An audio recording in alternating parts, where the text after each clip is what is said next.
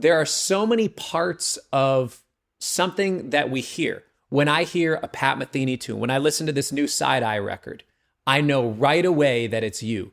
There are a lot of pieces of information that I'm absorbing that inform that like identity of how I know that it's you, in the same way that if when I see you, on the camera here, there's tone, there's touch, there's timing, there's phrasing, there's note choices, there's melodic delivery, intonation, all those different things. What do you feel like is the most prominent thing, or what do you think it really is that makes up your identity as a musician and artist, and how somebody can find their own identity if they feel like they're lost? Well, those are two pretty different roads there. Yeah. Because every person has such wildly different methods to get to whatever it is they want to get to. And particularly the guitar, which, I mean, no two people do anything the same way. They wildly different techniques and different instruments. And, some guy holds it down here, some guy's got it up by his neck. I mean, it's like there's just it's not like piano where they've kind of figured out, like, if you're going to play a chromatic scale, this is like the best fingering. Yeah. I mean, all bets are off in our zone. In a lot of ways, when I think about what, all the goals that I listed before entail within the general community or zone that I hang in, I mean, in every case, when I think about a great musician, the first thing is time. It's how does it feel? Because if it doesn't feel good, it doesn't matter how hip it is or how convoluted or how, many great other features there are. It's the rhythm thing that is absolutely the most essential thing. And for some reason or another, very difficult to get to on the guitar. Yeah. I think it's a matter of the coordination involved between the two hands, but particularly in the zone that I, once again, kind of am lucky to inhabit.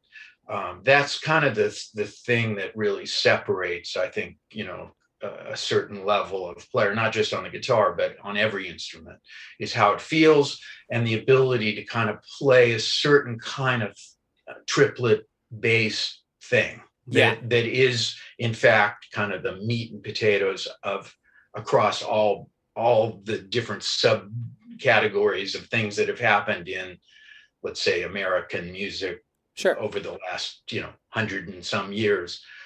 How that gets translated into sound by a musician is absolutely the central thing. But, you listed every single thing you listed in your list of musical things. And I really appreciate it that you're noting those things as being a factor for me. They're all, like really still ongoing projects to develop and understand and work on.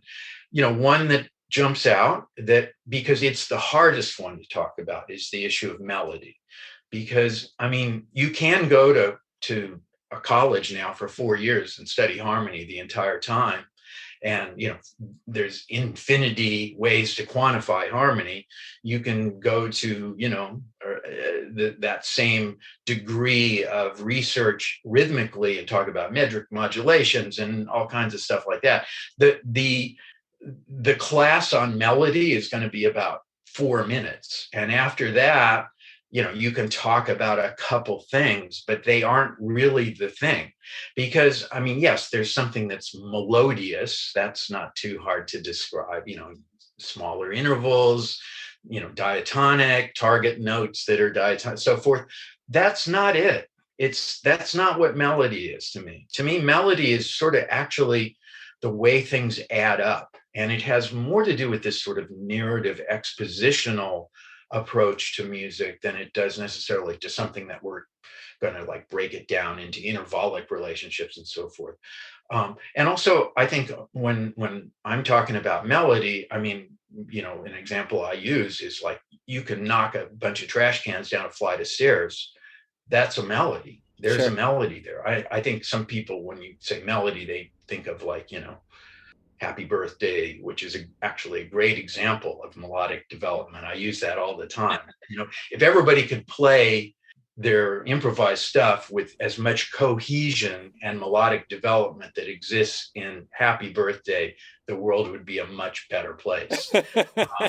But that's not exactly, that's part of it, but that's not really it. It has to do with the way somebody organizes whatever their goal is in a way that kind of reflects some kind of coherent point of view that I feel has to be digestible by somebody. I mean, it might be an incredibly tiny group of very discerning listeners to a very particular way of being, but there has to be a clarity. And that clarity to me sort of is what melody is. And, beyond that, there's some specific aspects of melody that for me are really important. And again, rare, starting with Lester Young, Stan Getz. Wes is a great example of this. We know the classic melody type players. Yeah. But, even Bird, even Train, even Clifford Brown, in terms of the thing that I'm talking about, they played more notes, but it absolutely represented that standard that you would find in the best melodies. And that's really the hardest one, is to be able to kind of invent that level of melodic fluency kind of on the fly, dealing with really challenging materials. Yeah. And of course, that kind of defines the world that I've, once again, been really lucky to hang in for the last 50 years or so. I mean, playing on tunes that have lots of changes and, with really good drummers that are going to really get in there, that's, those two parts of it are really almost, across the board for me.